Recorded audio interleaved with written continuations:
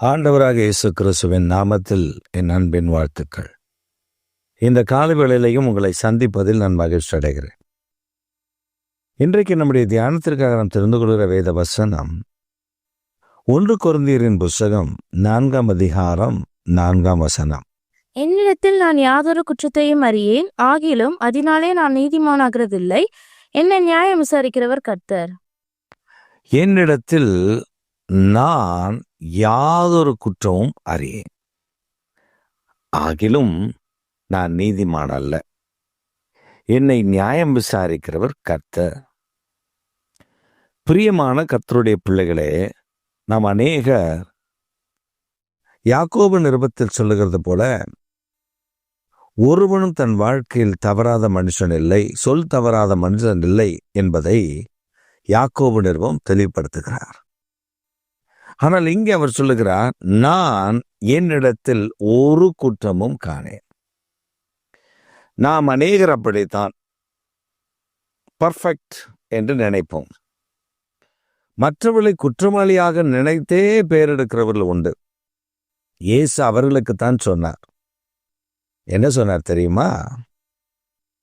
முதலாவது, உன் கண்ணில் உள்ள உத்திரத்தை எடு. அடுத்தவன் கண்ணில் இருக்கிற தூசிக்கு போயிட்ட, உன் கண்ணில் இருக்கிற பெரிய உத்திரம், பெரிய தூணை வச்சிருக்க, அதை எடு.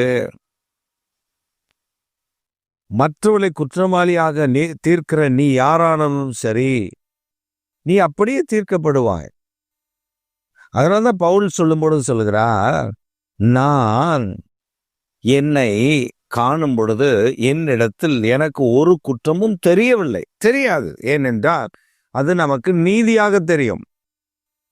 ஆனால் பவுல் ஒத்துக்கொள்கிறார், விடுதலை ஒத்துக்கொள்கிறார், ஆனாலும் நான் நீதிமான் அல்ல. நியாயம் விசாரிக்கிறவர், நியாயம் தீர்க்கிறவர், நியாயம் விசாரிக்கிறவர் கர்த்தர்.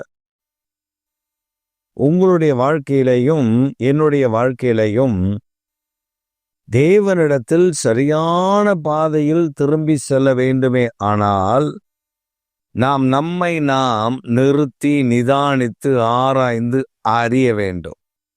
நாம் நம்மை பார்க்கிற வண்ணமாக அல்ல. எப்படி பார்க்க வேண்டுமாம்? 1 கொரிந்தியரின் புஸ்தகம் 11ஆம் அதிகாரத்தில் சொல்லப்பட்டிருக்கிறது, பரிசுத்த ஆவியானவர் என்னும் கண்ணாடியில் நம்மை வைத்து பார்க்கும் பொழுது நம்மை நாமே நிதானித்தறிவோம், நாம் நியாயந்தீர்க்கப்படும். அப்ப நம்மை நாமே நிதானித்தறிகிறவர்களாய் இருப்போம்.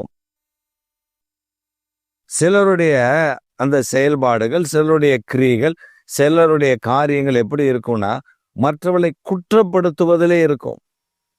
நான் நீதிமான், நான் பெரிய ஆள், நான் அப்படி, நான் இப்படி, நான் இந்த மாதிரி, நான் அந்த மாதிரி, அப்படி என்று சொல்லிக்கொண்டு, நான் இப்படிப்பட்ட ஆள் தெரியுமா அப்படின்னு சொல்லி மற்றவர்களிடத்துல தன்னை நீதிமானாக காண்பித்துக் கொள்ளுவார்கள். மற்றவர்கள் அவர் பார்வையில் எல்லாம் குற்றவாளிகளாக இருப்பார்கள். ஒரு காரியம் அவர்களுக்கு பிடிக்கல அப்படின்னு சொன்னா அவ்வளவுதான். அவனை கரிச்சு கொட்டுறது, அவளை கரிச்சு கொட்டுறது, அவனை சபிக்கிறது, சத்தியம் பண்றது, ஆச்சரா பூச்சரான்னு எதையாவது ஒன்று செய்து விடுகிறது. ஆனால் வேதம் அப்படி சொல்லவில்லை. வேதம் சொல்லுகிறது, நம்மை நாமே நிதானித்து அறிய வேண்டும். With the help of the Holy Spirit, when we had a good relationship with our Holy Ghost, then we will not be justified.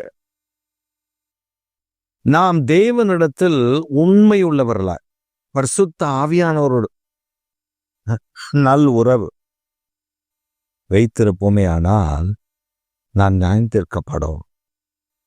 ஏன் தெரியுமா? பரிசுத்த ஆவியானவர் சகல சத்தியத்துக்குள்ளேயும் நம்மை நடத்துவார். பாவத்தை குறித்தும் நீதியை குறித்தும் கண்டித்து உணர்த்துவார். அவர் கண்டித்து உணர்த்துகிற தேவன். நாம் ஜெபிக்கிறோம், ஆனால் பல காரியங்களில் தவறுகிறோம். நாம் ஜெபம் பண்ணி கொண்டே இருப்போம், ஆனால் பல காரியங்களில் தவறி விடுவோம். சிலரை நீங்க பார்த்தீங்கன்னா, நான் ஒரு தெய்வ மனிதன் சொல்லுகிறது பாலேங்கிச்சோ என்று நினைக்கிறேன், அவருடைய 4th டைமென்ஷன் என்ற புத்தகத்தில் இதை நான் வாசித்த ஞாபகம் எனக்கு உண்டு. அவ சொல்லும்போது சொல்லுவா, நான் அறைக்குள்ள போய் உட்கார்ந்து 5 மணி நேரம் முதல் 8 மணி நேரம் வந்து நல்லா ஜெபித்து விட்டு வெளியே வருவேன். அங்கே வெளியே வரும்பொழுது யாராவது என் மனைவியோ பிள்ளைகளோ மாமியாரோ ஏதாவது ஒன்று சொல்லிவிட்டால் அவ்வளவுதான், புரிந்து தள்ளிவிடுவேன். அத்தனை மணி நேரம் ஜெபத்திற்கான பதில் இழந்து விடுவேன். அப்படித்தான் நாம் இருக்கிறோம். நிறுத்தி நிதானித்து ஆராய்ந்து அறிவதற்கு நமக்கு எண்ணங்கள் இல்லை, சிந்தனைகள் இல்லை. யார் எப்படி குற்றம் கண்டுபிடிக்கலாம், யாரை எப்படி குற்றவாளியாக மாற்றலாம், யாரை எப்படி குறைவு சொல்லியே வாழ்க்கையை நடத்தலாம் என்ற ஒரு கீழ்த்தரமான எண்ணம் இந்த காலகட்டத்தில் உள்ள நிறைய கிறிஸ்தவர்களுக்கு உண்டு. குறை கண்டுபிடிப்பது. முதலாவது உன் குறையை மாற்று, பின்பு உன் சகோதரனுக்கு ஆலோசனை சொல்லு. பவுல் சொல்லுகிறார், அப்படி குறைவுள்ள மனிதனை கண்டால் அவனோடு முகமுகமாய் சொல்லு. சொல்ல தைரியம் இல்லைல்ல, சொல்ல உனக்கு தெம்பு இல்லைல்ல, முகமுகமாய் சொல்லு. கேட்கலனா மூப்பர் இடத்துல சொல்லு. அப்பயும் கேட்கலனா சபைக்கு நடுவில் சொல்லு. ஆலோசனை சங்கம் படி ஆலோசனை சொல்லும்படி அழகாக பேசுகிறார் பவுல். இப்பொழுது சொல்லுகிறார், நாம் பல நேரங்களில் தேவனுடைய ஆசீர்வாதங்களை தவற விடுகிறதுக்கு காரணம் என்ன தெரியுமா? யார் என்ன குற்றம் கண்டுபிடிக்கலாம்? இந்த ஆவி தேவனுடைய ஆவி அல்ல. சில நேரத்தில் நல்ல ஆவியில் நிரம்பி ஜெபம் பண்ணுவார்கள்.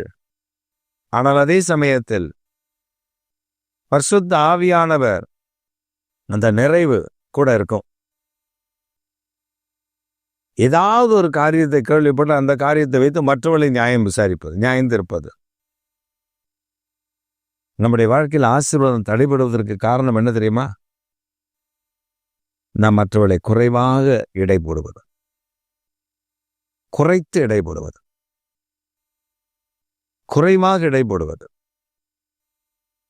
நீ தெய்வ சமூகத்தில் மற்றவர்களை குறைவாக எடை போடும் பொழுது அந்த காரியத்தை கர்த்தர் அங்கீகரிக்க மாட்டார். ஒரு சமயம் நாம் நீதிமான்கள் அல்ல, ஆனால் நம்மை நீதிமான்களை கர்த்தர் மாற்றி விடுகிறார்.